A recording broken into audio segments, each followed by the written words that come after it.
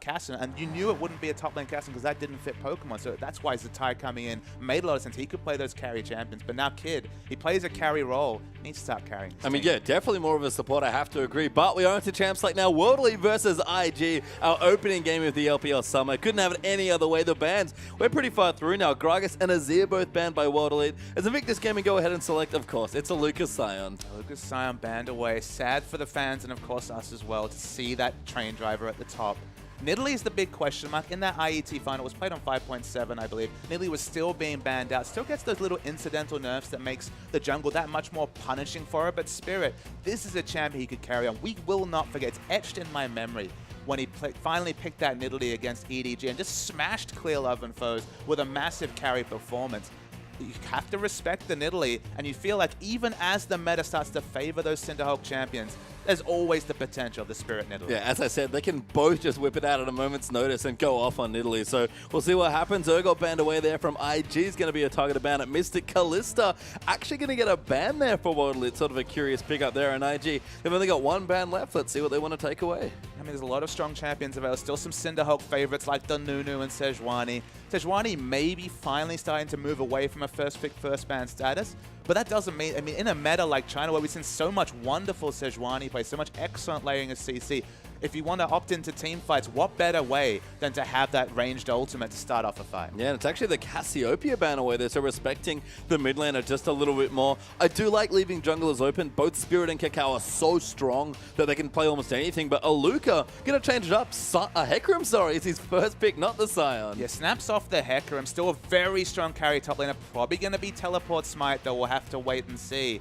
There are good answers available in the draft to deal with this Hecarim, whether it's the likes of a Maokai, who kind of has to give away free farm, but has so much mid-game impact that you can look to take, say, they've already moused over the Rek'Sai here. Rek'Sai Maokai will be so much mid-game power to answer the late-game power of Hecarim, or potentially just opt into the Gnar, which is a very strong laning matchup. Zatai's played a lot of Gnar. I wouldn't be surprised to see Gnar to be the answer to the Hecarim. Yeah, they're going to hide it for a little while now. Aluka does currently have Teleport Smite, so we'll keep track of that. But Rek'Sai, one of the best junglers still, it's a great champion for Kakao. But Alistar is starting to see a lot more play, and I was sort of thinking when we actually saw EDG at MSI, Alistar, you look at a tank meta like this, and what better way to beat your opponent's tank v tank just to have another tank from support. And I feel like Alistar's the last, kind of beats down the last remnants of the mid lane assassin meta. People have still been playing that LeBlanc, rocking it. It's been banned and picked at first pick status. You pick Alistar, suddenly there's someone you cannot burst down as LeBlanc or as the Casson that's being moused over here. Alistar pops that Unbreakable Wall, is never going to be a target for burst CC, and of course, provides so much CC on his own. Yeah, fine team fighter as well as World Elite. Going to go back to some old tricks in Nunu. Yeah, Nunu is picked up here by Spirit. That's going to be his jungler, but Kassadin has to be a mid laner there, you think, there with the Hecarim already picked up. So a curious pickup there for Shie, but don't forget, we haven't seen him in quite a while, but I'm going to give Rookie some time because he plays quite a number of champions, but I like to see the Victor at least hover it over for a second. I'm surprised to see the early Kassadin priority. I guess that shouldn't be too much of a surprise. China was the first seen, Godfrey in particular from LGD, to pick up the newly reworked Kassadin. There's a lot of options available. He's been mousing over the hard counter matchups like of Talon, but opts into more of a skill matchup with the Orianna. Still naturally going to beat Kassadin lane with that auto attack harass. Still a very strong matchup against Kassadin, but it's not a super punishing matchup like Rookie was mousing over. Yeah, good against assassins for sure. Orianna's always been solid, but there's an Evelynn in this draft here that Kids just selected, and they already have a Rek'Sai and an Alistar. You're the color commentator, Papa Smithy. Good luck. Why do these things happen to me? Look, it's the first game back in China. I don't think there should be any other way. I mean, Rek'Sai top would be very powerful here. Teleport Smite's already been moused over. I mean, Rek'Sai does so much early damage in the jungle. She could definitely power through the jungle with Smite. It'd be a bit go-going style, and going didn't get that much success on the champion for OMG. But I don't think it's going to be Teleport Smite Evelynn, but that's a possibility. Well, we'll have to find out here as World Elite. They've finished their draft. Kog'Maw actually is the pickup there for Mystic in a pairing with Conan's Morgana. Curious to see with Jinx open and Nunu already picked that they wanted to take Kog'Maw, but Mystic, we've seen it before, is going to go back on a hyper carry. I mean, World Elite, this draft, I don't like it very much because how many losing lanes can you pick in one game? Hecarim always going to be out-pressured by most top laners. I guess at this point it's nebulous to see who's actually going to be in the top lane. Kassadin's not going to have much lane control in the mid lane. Morgana and Kog'Maw from level 6 will start to get good in trades, but definitely will struggle at the start of the game. So this pick and ban phase is just crazy across the board. We're going to probably see Ezreal for a bit of self-peel. Makes sense given there's so many people trying to get on top of him. Going for that self-peel choice. Kid was always confident picking Ezreal into tough matchups like the Corki. And sticks with it here. Yeah, it's a classic Kid champion, so he's been playing it for quite literally years in the bottom lane. So that'll be the lane there with the Alistar. Fairly defensive, like you mentioned, but very reliable and should be just fine there against the Kog'Maw Morgana especially. To answer your question, it seems like it's Rek'Sai top lane with the teleport smite. So going the Prophet all the way late in last season, we might have called him crazy, but here we are, game 1 of the summer split in the LPL, and look what happened. I mean, the jungle follow is going to be insane. Rek'Sai so fast at farming the jungle. Happy to leave lane. Picks up an item. Probably going to be the Hydra first if they're going to see the going score thought, or maybe just the Cinderhulk, of course, maybe is the more likely choice. They have a lot of options when it comes to a very flexible champion. Has that double global between the summoner teleport and, of course, the Void Rush. And what a crazy top lane matchup. It's Aluka on the Hecarim against Zatai of all champions, Rek'Sai. Yeah, and what you can't see there is the smites that they both have as well. His 2 more smites, by the way, as Nunu versus Evelyn's going to be our matchup. We saw this again from Clearlove. Likes the Evelyn into Nunu matchup specifically. And you can cleanse the slow with your W, so of course get Snowball, then able to get out as Evelyn. And of course, you've got a very high pressure jungler in Nunu who wants to invade, but you never really have eyes on Eve unless you have excellent ward coverage down in the mid lane. Rookie should be able to pressure that Cassidy confidently. Yeah, probably both happy with the Farm Fest, but we'll see how the pressure goes. Mystic back on the long range carry. It's not Jinx though, it's Kog'Maw versus the Ezreal. And last but not least, Conan kind of rejoining the lineup as a new old player, I believe you called him. That's Morgana versus Kitty's Alistar this time around too. We did not see much in the late end of last season. Its Alistar priority was the order of the day at MSI, and now moving into the LPL season. First round Alistar pick. It's copying what we saw from Bang & Wolf. Ezreal, Alistar, about as safe a 2v2 lane as you could pick after maybe a level 1 where they struggle a bit. Yeah, just lots of good CC, plenty of options, lots of maneuverability. I love the lane, to be honest. It's safe. It doesn't pressure very well. It's not the best in a 2v1, although it roams. Roaming Alistar is a very scary thought. And you can just plonk Ezreal in the lane. He can open so much distance with, of course, the E and then flash. And he's going to be able to be very safe. It's a safe lane, but definitely not a high pressure. No, and I think with that jungle follow potentially coming through, early lane movement's going to be very crucial here as well. I mean, will they be looking into the 2v1? That's the question. Evelyn with a roaming Alistar potential. You're talking about crazy games. Get that Alistar level 2. Show up with the Evelyn damage and the Alistar CC, and you can wreck the day of a mid laner, a bottom laner, whatever you want to go for. Yeah, you can. I mean, fun stuff already. I'm glad it didn't take more than a game to get Evelyn and Rek'Sai somehow in the same game, on the same team, but LPL, we're glad to have you back. What can I say? Yeah, the Cinderhulk meta.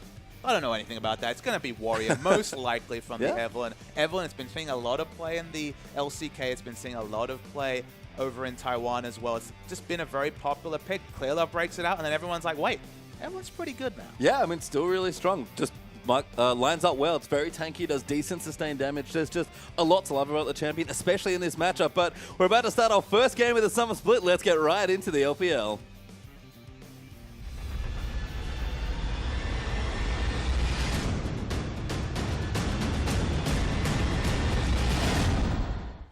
And welcome onto the Rift here as we do start off our first match of the day. World Elite versus Invictus Gaming in a best of 2. And as we said, Papa, there is no better way to start a fresh season of the LPL. Looks like standard lane's going to break up. Cow picks up his blue, but actually not enough experience to pick up level 2 instantly. Obviously donated a bit of experience over to Kid and Kitties with those small goals. He can seize the tie there as well as taking away a camp himself. So you mentioned it already a strong jungler on her own with the smite for the top side as well. Gonna rip through camps if he wants to. And now teleporting to lane with the Ruby Crystal. So it's going to be standard lanes breaking out. Definitely not standard picks, but the standard lanes at least to start off the game. Yeah, and I like the Ruby Crystal there as well. I mean, we mentioned the Warrior and Chant. They'll likely pick up there for Cacao, but have to think Zatai's going to want that Cinderhulk. I mean, Cinderhulk's probably going to be the start when it comes to Zatai in particular. It just scales so well. Of course, you want to put that challenging smite onto Kog'Maw, reduce the damage, try and dive that Kog'Maw in the late game. You don't have Flash, so the Flash unburrow is not going to be a potential initiation of him. So perhaps early home guards and then some flank wards to try and get that CC onto the back. Yeah, it's just a very different style of top laner that we've seen. Of course, Aluka looking okay so far. Have to be careful with the early trades that Rek'Sai does not mess around when it comes to early damage. Cacao already here, but a wonderful pink ward's going to spot him. But Aluka, that's the wrong side of the lane. There's Zatai taking a little bit too much damage, but Aluka's going for a long ride. Zatai finds the first unburrow. Cacao's going to come through Aluka. No flash to speak of here with his smite on the top side, and he will go down. down as Kakao gets first blood. It just felt too much strength having the pink ward down that unfortunately was so far overextended. No flash. Don't even know if he'd skilled Devastating Charge at level 3 just yet. And regardless, it wasn't enough. That's first blood to IG. And this is the teams we've seen play best against this top lane Hecarim that's been dominant for the last few weeks and honestly in recent tournaments as well. Gank that Hecarim before he hits level 6 because he is very vulnerable. It was the very smart jungle pathing coming through from Bengi of SK Telecom, shutting down Dyrus on Hecarim in a very similar matchup. If you just make that very smart jungle pathing straight to top, you're always going to be confident as Hecarim to be able to push. You can just spam out the Q and try and push the wave. You get punished for it, and that's already first blood over to IG. And that's the hard thing about Luca here is Spirit actually going to come through trying to get a bind down, but Conan does not hit it, and instead the very safe Alistar Ezreal walks straight out of that gank. I just worry here for Waterley. I mentioned it during the draft. You've got losing lane matchups in top and mid.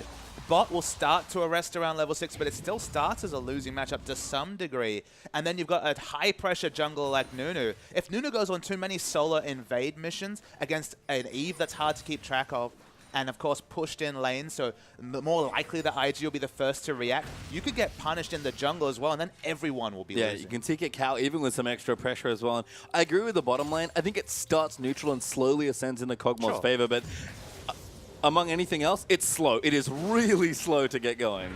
That's the worry you take. Of course, you know, spawn into this game 30 minutes, you're going to be happy to be Waterley if you're going to have a 2-3 item cast, and if you're going to have a Luca Trinity Force Cinderhulk. But at this present point, nothing like that to show for it. Not right now as Mystic getting some good pressure down. Actually 10 CS ahead of Kids so far. So looking good in the lane. Spirit, bit of counter jungling's taken away the Scuttle Crab on the Dragon side as well as Mystic and Conan going to start pushing down and do some damage to this turret here. This is something that Ezreal Alistar really doesn't fancy. Absolutely. They don't have a lot of wave clear coming through between the two. And of course, the Targon's procs coming through from Kitties on the Relic Shield.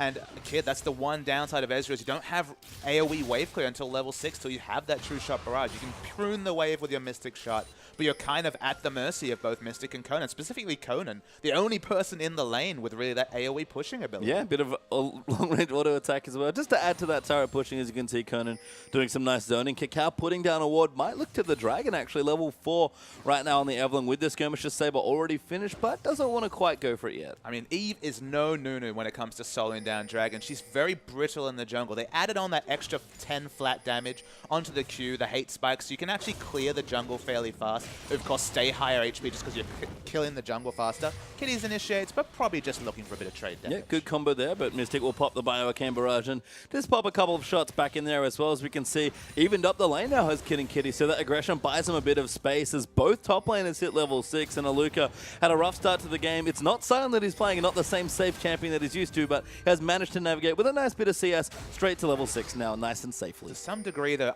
pressure's on IG when it comes to actually using this early game comp advantage they have, because in the late game, Nunu Kog, okay, it was originally an AD carry support duo, but it's always been very, very strong. Throw on that Blood Boil, get massive damage coming out of the Kog'Maw, giving it just another steroid just increase the efficiency of those item pickups. Suddenly your first item timing is enhanced from that extra attack speed and movement speed coming through from the Blood Boil. You're going to have Nunu zoning with the ultimate, 2 backline massive threats between Castan and Hecarim. Late game team fighting is crazy strong from World Elite, so it's on IG to do what you mentioned, pick up those dragons, pick up those turrets, because if it just goes neutral, the gold lead stays within 1 to 2,000 come 20 minutes.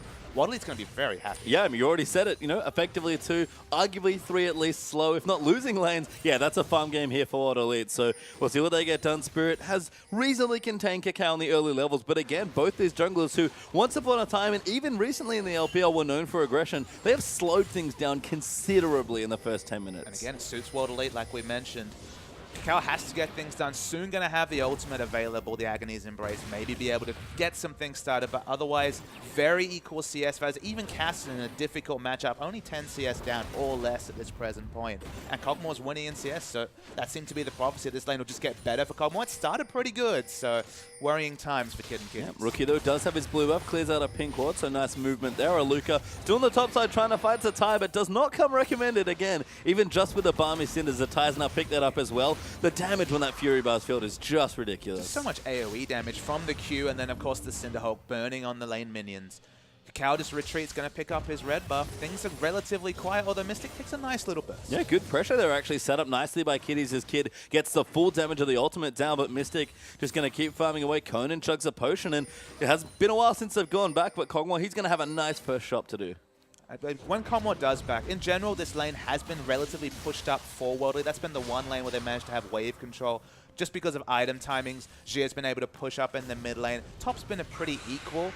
If IG can start to get some wave control in the bottom lane, mid will be easy because, of course, so much more ranged wave clear coming through from Rookie. That's the real go time for this first dragon. It's already 9 minutes in, which by at least spring season standards is going to be a late first dragon. But they need to start getting on the board, because if World Elite pick up the first dragon, they'll have had everything going for them in the first 10 minutes. Yeah, and that's exactly the pace they want in this game. As we can see, some early items have been completed. It's actually 3 jungle items now completely done and enchanted here. We've got a Cinderhawk, Stalker's Blade, sorry, they're coming through for Spirit with the Chilling Smite, and double Skirmisher Saber, a Warrior though for Evelyn as her enchant, and of course the Cinderhawk for Zatai's Rek'Sai. So even though the jungle pool, the true jungle pool, is starting to favor Warrior junglers to some degree once again, you are fitting in. Man, Xia feels so low in mid. That flash was really clutch there by Xia. Keeps himself safe, but Rookie with a cleanse nonetheless and a bit of pressure from Kakao forces Spirit to come cover his lane as he recalls home. And look at this lane of matchup starting to get difficult. Only has the Catalyst, still of course looking to power up. The power trough is real for Casson at this present point. The question for Kid is,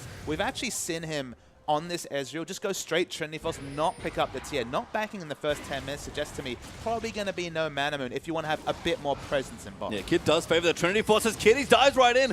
Punts Conan back there as he's forced to flash away. Mystic going to go in for Kakao, ready to go as the teleports are coming for both. They're going to turn it around. Kiddies though pops his ulti. Conan getting low, but Aluka, he's found his way in first. Pops his ulti, gets onto Zatai there and smites away onto the Alistar as well. Mystic's forced to kite away. Spirit channels his ulti, takes out Alistar. Mystic's kited Zatai away. Kid's going to go down as Nunu gets a double, and Zatai just going to dodge that binding, but Xie is coming as well. Spirit is going to dive in there, but it's a little too far, but World Elite win the first skirmish 3-1. Excellent target selection coming through from World Elite, focusing first onto Kakao. Lots of consistent damage, but super brittle with just a Warrior enchant. Took down that Evil and then just changed targets as possible. The jungler being dead means it's a very safe first dragon, and this is the prophecy I had. World Elite going to be super happy if they can take down the first dragon, and they're going to take it uncontested. Yeah, you can see Spirit there with the Snowball Max, but does have a smite and got... Didn't even need his consume actually just to take away the dragon, but plenty of neutral control there, and all of a sudden those first 3 crucial kills and the dragon evens that gold right back up. In fact, World Elite a slight lead, but again with this team comp, that's exactly where they want to be 11 minutes in. Exactly, a scaling team comp with the neutral advantage. No turrets to speak of, no disadvantage whatsoever.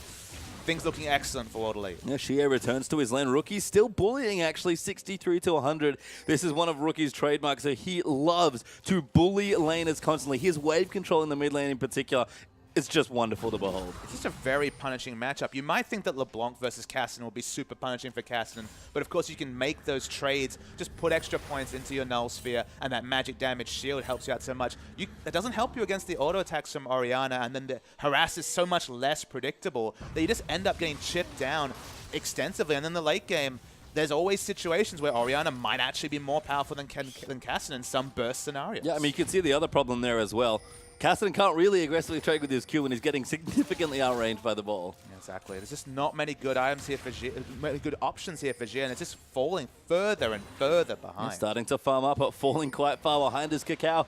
He's found his way in the top lane here, actually, looking at gank Aluka, but ultimate not actually quite available. The Zatai gonna dive in. Kakao will move in as well, but devastating charges popped, and Hecarim just runs straight away. It's a very optimistic attempt to pick up a kill. Maybe they want to pick up the second, the blue buff, as that the third blue buff will be spawning very, very soon. Creating pressure up the top lane, but kill pressure onto a Hecarim, even if the ult wasn't up. Between those two champions, not so high. You can see some engages in the bottom as well as the wave gets pushed back into World Elite Star, but Mystic, he's got his Shin, he's got his Phage. He can start to maybe win some trades here if he wants as well, but Kid has equalized that power spike with the exact same items, as we are going to see a first item Trinity Force for both AD carries. And it's very smart to just understand the situation. If he opts into a tier, be just too little power, too much scaling required. Look at this trade from Mystic. Yeah, the Black Shield Mystic is just going in there. Kitties almost eats another living artillery as well. And all of a sudden, Kog'Maw wrests control right back of the lane. And if I was to describe Kog'Maw as a champion to lane against, I'd say for the first 5 levels, it's actually okay. You know, he can trade. He has that no mana Biocane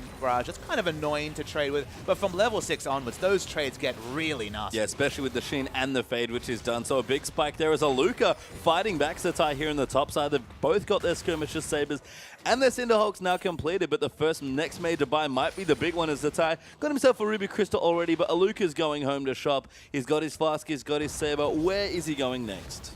The big question, of course, we don't know the gold values at present, but it's all about the Cinderhawk start into the further items. In terms of actual gold, very, very equal between the two top laners. The Ty has a bit more flexibility, hasn't finished his boots too, so could look towards the Giant's Belt to get that percentage scaling going with the Cinderhawk enchant. But in general, we're seeing very formative builds. We know where the AD carries are going. We know where the Cinderhawk champions are going, but we're waiting to see any of the sort of differences when it comes to just valuing damage. And speaking of damage, it's a Black Cleaver meta, and there's a Phage on Rek'Sai. Yeah, we have to remember that 5.8, we can now start to think, look at that Phage and think, all right, is it going to be a Trinity Force or is it going to be a Black Cleaver? And have to think for Rek'Sai, it might just be Black Cleaver. I'm going to think Black Cleaver. It builds really well. That's kind of the thing that people haven't talked about the Black Cleaver, is that if you're a top laner with Cinderhawk, you buy 2 Ruby Crystals, suddenly you're getting percentage bonus health coming through. Luke is taking a bit of burst damage, but no real kill pressure there. So you get those double Ruby Crystals into an eventual Phage and Kindle Gem for a bit more tankiness.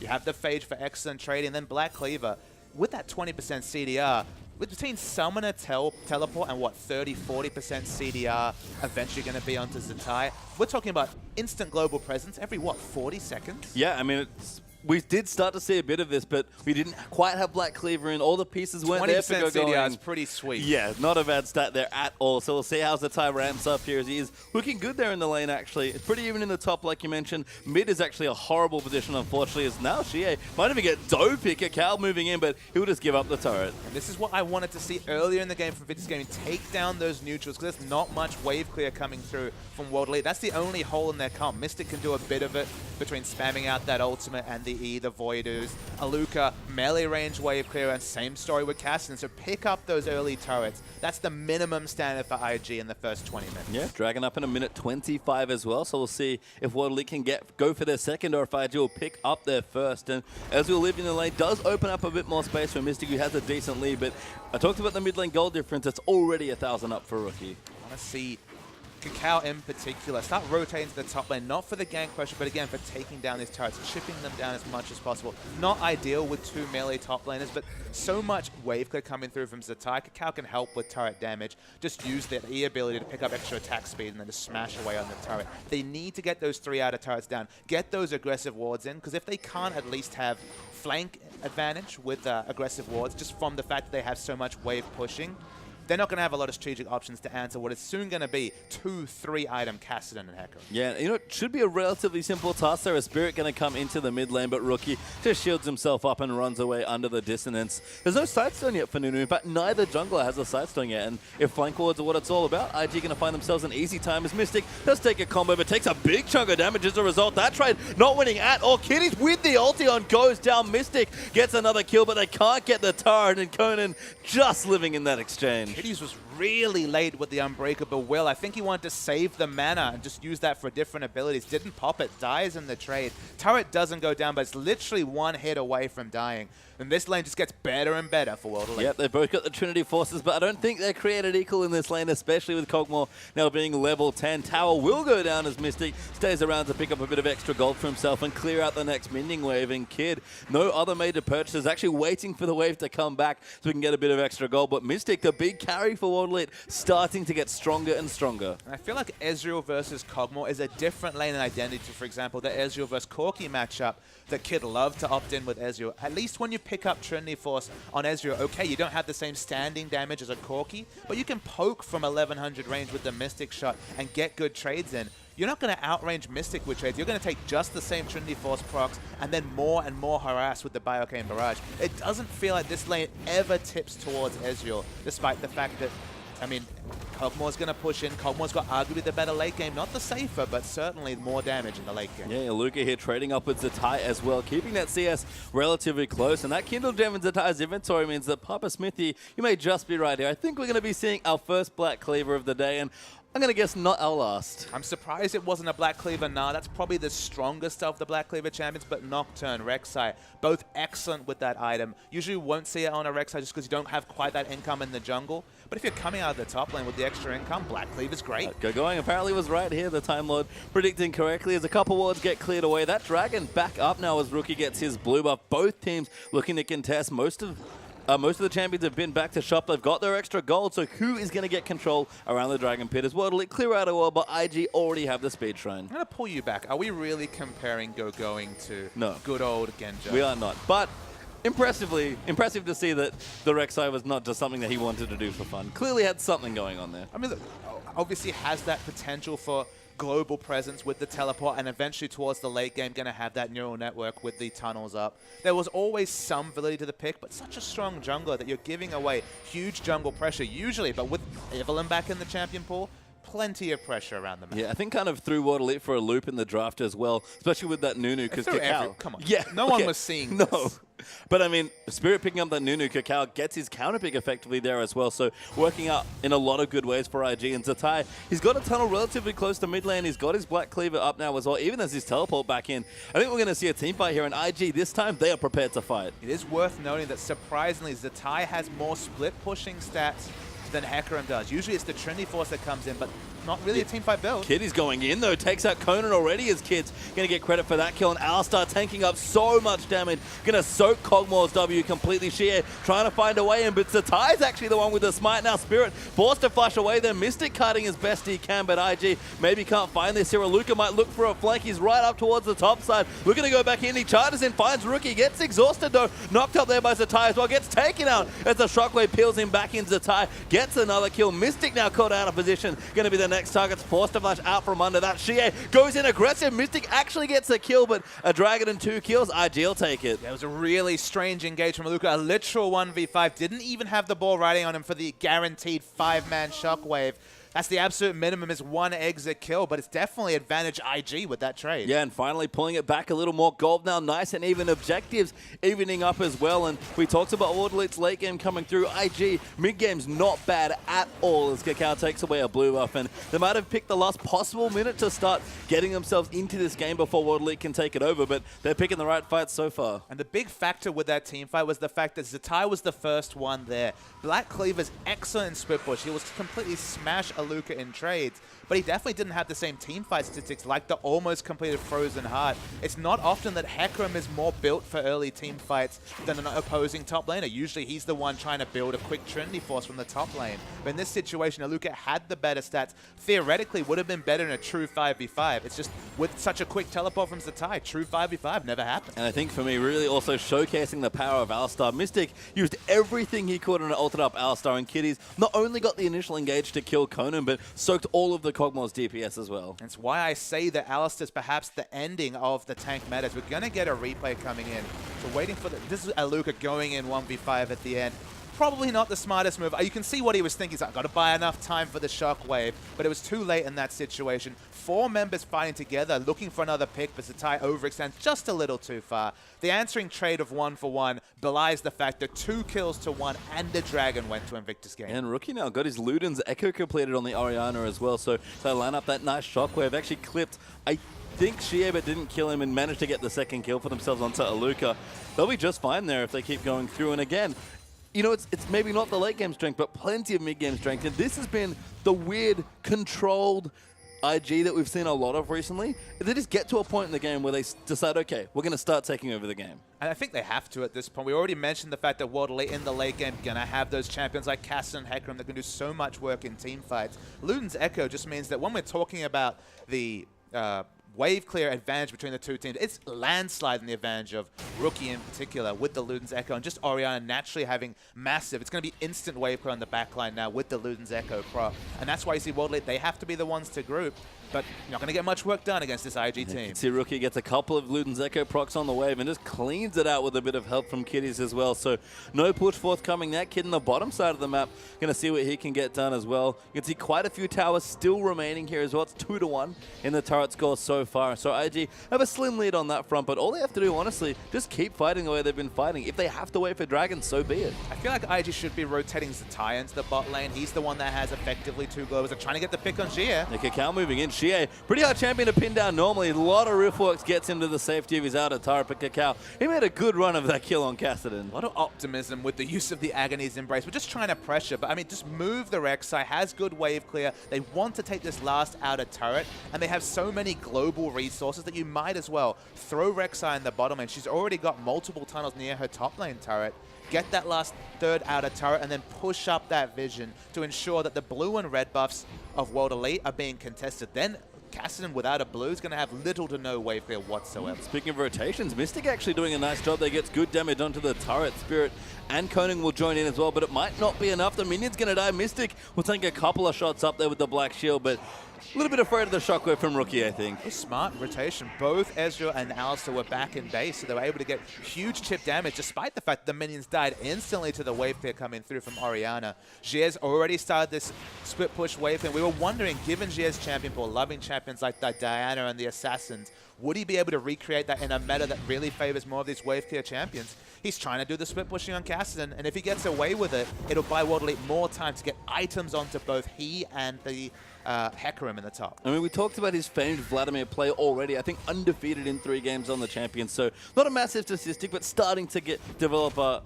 quite a taste or quite a record for the champion here. Has demonstrated that he can play more of that sustained damage big team fighter. I think for me, Kassadin might be the best hybrid of both sustained damage and the assassination that he loves. And there's a good Kassadin comp that could come out here. A Sivir, for example, is your AD carry. With the instant wave clear would have been a much more reliable choice from the AD carry to at least have some semblance of instant ranged wave clear. They've just gone so greedy with all this scaling that it should be punished by IG. At 24 minutes, though, the punishment window is starting to close, and IG, they're what, 1,700 gold ahead? Not a lot. Yeah, no, under 2,000 here, as you can see. Equal and Dragons up slightly in turrets. Dragon is back in 35 seconds, and items keep coming through for ID, but Mystic, he's got his pickaxe and his first 2 items with the Trinity Force and the Blade of the Ruin King already completed. Kid's quite far behind as far as overall gold goes, and this next fight might not be one IG can freely take. The teleports are available for both top lanes. It's the second dragon, which of course, not that big in terms of stats, but definitely big on the road towards 5, and specifically the third for movement speed, which might be so critical with one team trying to rotate, other team trying to siege. We're waiting to see where this second dragon will be decided. Big item pickups coming through from Aluka. Had that frozen heart he was close to. Getting super, super tanky, but no true burst coming through. No sign of the Trinity Force just yet. You can see World Elite trying to take out the last few hits on that turret, but Rookie, so much wave clear on the Orianna as Xie still on the bottom side, level 13 actually with a good amount of gold. I love this rotation from World Elite. It's so smart to put your Kassadin in this lane. Especially if the only person to answer that split push at the moment is Ezreal, who doesn't really have much wave control, has no kill pressure. And of course, not many champions have kill pressure on a mid to late game Kassadin, but just really can't do anything but eat these minions and effectively freeze the wave because Ezreal can't choose to push. Doesn't have the option. Mystic with the black shield there as well. Going to take it out. Rookie actually going to take quite a bit of damage. Great flash by Mystic out of that shockwave, but that was an optimistic attempt at a kill. Orianna not going to be able to get to dragons. If World Elite can rush it down, they have a lot of dragon damage between the Kog'Maw and Nunu, so they should be able to take this down. And again, the snowball continues for World Elite. Yep, Zatai taking away the blue buff, but that's not quite the trade that Invictus Gaming would have fancied. Zatai will keep jungling away, but World Elite will shred down the dragon and take their second. If you don't get those flank wards in, because they haven't taken this bottom turret, that's why they're getting punished here, Pastry Time, is that we mentioned before, no flash on this Rek'Sai, so can't flash on Burrow into the backline. You need flank wards, get the teleport, and potentially a teleport home guard gank, of course. It doesn't even have boots 2 towards the home guard. But if you want to be able to impact a team fight, a dragon, you need those wards. You need the third outer turret to make it easier to get those flank wards, and they just haven't done that, IG. Yeah, and that was the difference in that last dragon fight. It was Zatai teleporting there early. Couldn't get it done in the last fight. ended up being almost basically a pick on Rookie anyway to win it for them. And IG almost smelling a bit of desperation here as they're up around the Baron area trying to at least make sure they get exclusive vision. I guess it's just a surprise to me because it feels like the win conditions are pretty clear for IG. Get ahead early. It's so arrogant to pick Kassadin and Hecarim just to begin with, let alone a Kog'Maw as well, who doesn't have much wave control either. Say what you will about the individual lane matchups, none of these champions have pushing options, so theoretically, the enemy team should have wave control, should be able to push in and then go for aggressive wards or team fight accordingly. The World Elite have basically gotten away with you know, going for something so arrogant in the first 28 minutes and not been punished. No, looking good so far, staying strong as Mystic continues to power up. Zhonya's must be done now for Xie as well, just has to go back and buy it, given the amount of gold he's already got. That Athene's even on the way with a Fiendish Codex there as well. Building towards that build we see God be popularized at the end of last split with your Zhonyas, your Athenes, and your Rod of Ages Kassadin. I mean, once you get those 3 items on level 16, you got a 1-second Rift Walk coming through, just doing so much consistent damage. It's just hard to kill. As the Assassins have gone out the meta, there's no burst damage on the IG side that's going to be able to take down this Kassadin when you hit that 3-item timing and you're, what, half an item away from finishing that? Scary times for IG. One thing you can say is that if they ever manage to win a team fight, again, I don't know what that looks like in terms of how the mechanics, some sick outplay comes through from Rookie, they can push in very fast, and if there's a couple members from World Elite, they have little to no wave clear, so they can get a lot of advantages once those death timers get high enough. But it's looking very, very scary. Yeah, just looking down as well, I do have a small advantage from the jungle, actually. That Locket is really nice for Cacao, and there's no Locket at all currently for World Elite. Nor Mikhail's, actually, but that Kog'Maw, who they're probably going to want to protect as well. So World Elite do need a bit more farm and a few more items, but the Zhonya's is done now for Xie. Just going to work in on the Athenes now as well. Last Swift Storm must be close to done for Mystic there as well. And actually, Spirit makes me a lie. He's actually just finished his Locket as well. It's unbelievable to me that 29 minutes in, they still don't have this outer bot lane turret down. Ezreal and Alistar, okay, not much wave clear, but you've got the Rek'Sai with 2 globals. Rotate her fast to be able to pick up that turret. It should have been a freebie 15 minutes ago, but 30 minutes in, it's now a huge hole in the game plan of IG. And I think the biggest issue has got to be all the free time she has actually gotten moving into these side lanes where Zatai hasn't been to pressure. Even Aluka steals away the Gromp and gets level 16. Sure, he's going to get challenged here by Zatai as the Black Cleaver stacks are doing nicely, but he'll just devastating charge away. Actually might not be enough as Zatai thinks about chasing further, but just gives it up. But the damage trades are going to be landslide in the advantage with the 30% shred coming out from the Black Cleaver. Nothing that the Hecarim can do. It has no damage of his own just yet. Has a Kindle gem, but it's probably going to be the Spirit Visage, of course, and maybe only now going to be into damage, but that Cloth Armor signifies maybe just full tank from Aluka. Yeah, we'll have to see what Aluka wants to do. He does like his tanky champions, got his Spirit Visage already, and that Cloth Armor I think is right. Mystic gets caught by a Shockwave, and Rookie takes him out, and IG, you ask me what a winning fight looks like? A winning pick looks like that. And we always mention that aggression is needed from the likes of Rookie because that's not what Kid's about. Flash Shockwave coming through to pick up the kill. Knew that they timed the flash from Mystic, didn't have it for another minute or so, and pick up the kill and look towards Baron. Yeah, IG are moving aggressively onto the Baron. It's at 40% health now. Xie trying to come through. Aluka going to teleport down and see what he can do, but the Baron is dead there. Cacao takes it out. Spirit flashing into the backline and channels his ulti, but Kid throws out an ulti that tags Xie, and that's 2 kills plus the Baron for Invictus Gaming. IG need to get out and get as many objectives as possible. The bottom turret, that's just a given, but try and get an inner turret as well. No wave clear available in World Elite, barring perhaps one Force Pulse coming through from Xie. So take turrets while you can. You've got Ezreal, Baron, and a Rek'Sai that still has a teleport ready. This should be quite a few structures going down. There's the first one as IG going to take out the tier 2 in mid lane, but with Rek'Sai on the top side, they're going to rotate to bottom, pick up their next, as you said, effectively free turret here, but even Kitty's going back with that empowered recall. Seems like IG prefer to set up for Dragon. It's a very interesting build coming through from Kid. Shades of what Season 2 Wei Zhao builds. Always went Trinity Force into last whistle for the maximum poke damage, but after that pick, wasn't really a relevant statistic in a 5v4 situation. They pick up the Baron, then use what is a very strong objective-taking comp to power down that outer mid tower. Zatai did actually use his ultimate, saves his teleport, but gets pressure down onto this outer turret here as well. So going to open up space around the Dragon. Yeah, they'll have to be careful with this turret. It's dead. Big damage coming through with the Black Cleaver pickup. The Baron up minions are going to do the work, you'd have to think. Yep, though, do enough work. That cannon creep coming up nicely. Mystic even Kind of getting assaulted by it, has to back away, and Zatai, 4,000 plus health already with the Randy and Zoman plus the Cinder Hulk time. Even a Kindle Gem plus that Spectre Scalper. I believe you mentioned that Spirit Visage. Zatai does a lot of damage with his Black Cleaver, and he's real tanky as well. That's the thing. Rek'Sai does so much damage just with a bit of AD in this situation. Can use the Q on the minions to pick up the attack speed and then power down a turret. That was the split push we were looking for earlier, and look at the burst of damage already from one rotation by Rookie. Yeah, Rookie Rabadon's Death Cap actually his next item as well, and GA does not have that Athene's done yet, nor is he level 16, sitting at 15 currently. So World Elite, everything was going so well for them, and all of a sudden IG find themselves 6,500 gold ahead, still with a Baron buff, looking to pick up that next dragon as Zatai. He's not stopping the push, and neither are IG here. Mid-tower inhibitor's actually going to fall down now as well. Massively out-rotated World Elite. You know they want to look for a fight, but they've lost the turret for free. Yeah, it's dead. Kid's actually on the right side, just taking it out. Hikikau going to guard him, but World Elite have to be careful not diving too far in. Shea going to get some poke down. Kitty's just going to headbutt Aluka away. The teleport's going to come through. Aluka trying to go in onto Kid. It seems like they want Mystic chucking out damage. Spirit uses his ultimate. Rookie just cleans somebody out as Conan goes down. Mystic going to get assaulted there by Kakao and Zatai, and that's a double kill coming through for Evelyn Shea. He lives, but didn't do anything else in that fight. The inhibitor falls, and 3 kills as well. IG are not stopping. This should be the end of the game. Shea's caught up.